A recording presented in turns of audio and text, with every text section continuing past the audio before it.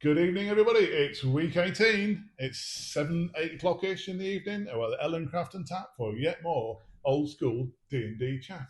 And featuring the old people with me, which is Chris, and the young people with me, which is Kai. I'm old at heart. You try. Right, we're going to talk about the Bard Off first because we'll just get into the first 30 seconds.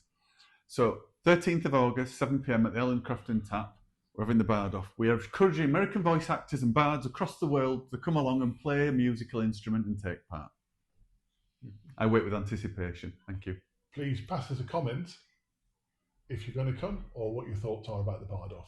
Talking of comments, over to Comic Corner with Kai.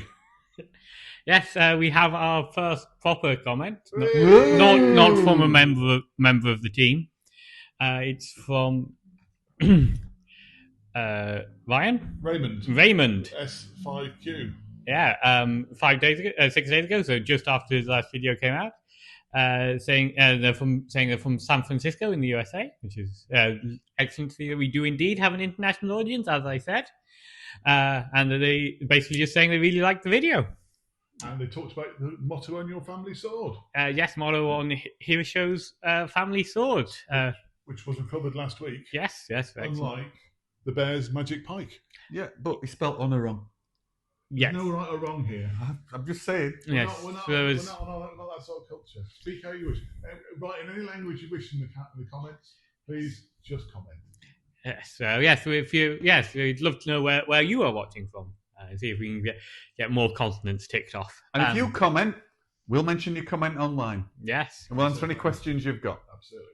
So, this week, we've taken the big teleport from Arok, Miles' character, and placed ourselves somewhere in a graveyard. In a graveyard full of undead.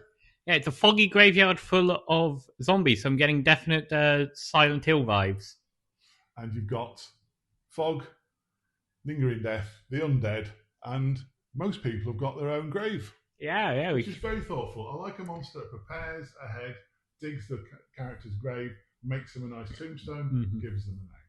Although my tombstone is in sort of badly spelled common rather than my traditional family languages of either Celestial or that's because the Giant. GM doesn't know how to spell. I can't be spelling in Celestial. Leave him alone. So, probably not that nice a gravestone. Yes, okay, right. It's just a thought that counts. I agree with Kai. Yeah, try harder. So, marvellously enough, we had just enough spaces to get the party members across, plus Ray the rescue dog. Sadly, non-travelling reserves feature Dean and Dexter, our NPCs, and the cat with no name. Good Dean the Tortured. I mean, come on, he's God and he's paladin and everything. You keep beating him up and have to keep healing him. I'll convert him eventually. It's a good thing the bear wasn't here, otherwise we'd have had a difficult choice between the bear and the dog. Or we might have got a bigger teleport scroll. You just don't know. Yes, maybe. Happen, Kai. Maybe.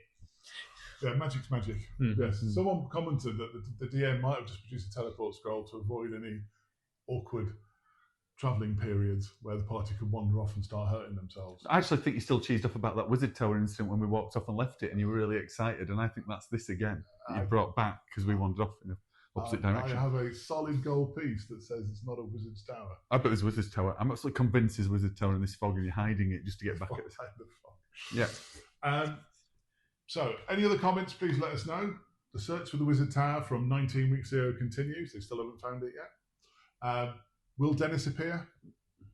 We don't think so. Yeah, but even comments like "Shut up, Mark," absolutely fine. Right? We won't be offended too much, and we will still reply to them.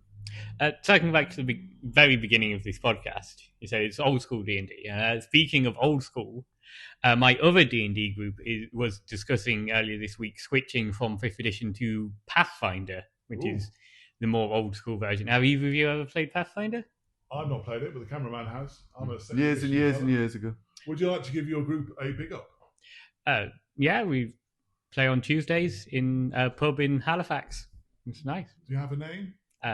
No. Oh, no, we're the... we do. We're the Knights of something beginning with... Knights of Knee. It begins with a TH. Phalian, I think. Something like that. I can't remember. Knee are better. You get a little shrubbery there. And a path. It's been so long since it actually came up, but we have We have matching tabards with a mouth shooting stars out of it. It's very fancy. Well, this needs to be seen. So tune in next week to find out what the name of Kai's group is and how good their tabards are. When he remembers, due to old age, because he is really old and he can't remember. And any comments on second edition, third edition, 3.5, Pathfinder, basic D&D, God bless it. Please pass them on.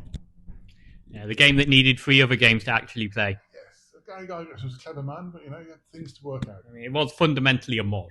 And come to the bard off, because I've got a vision of loads of bards turning up, hitting each other with lutes and playing music. And I can say that because Harry doesn't speak when he's behind the camera.